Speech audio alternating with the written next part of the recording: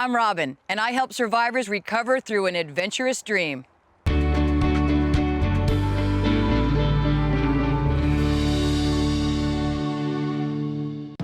I'm Robin Benincasa, and I'm the founder and Minister of Dreams for the Project Athena Foundation. Project Athena happened with a combination of two things. One was my discovering that I had stage 4 osteoarthritis in both of my hips. I had come from this ultra-endurance athletic background, and now I didn't even know whether I was going to be able to run again. In the process of mentally trying to work through that, I was really inspired by a good friend of mine, Louise Cooper, who was a breast cancer survivor. The way that she got through all of her chemo and radiation was thinking about what her next adventure was. I wasn't going to allow the cancer to take my life.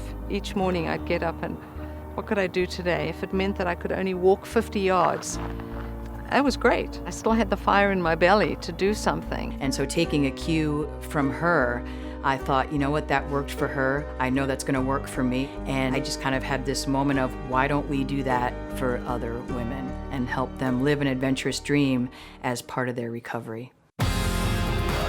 We created Project Athena Adventures. Usually it's 10 to 40 people. And twice a year we do a rim-to-rim-to-rim trek across the Grand Canyon and back, 45 miles in 2 days. We do what we call the Florida Keys to Recovery, which is a kayak and bike ride from Key Largo to Key West. That's 120 miles. You name your adventurous dream and we try to come up with it. Something like this, it makes a statement that I'm not just a survivor, I'm living.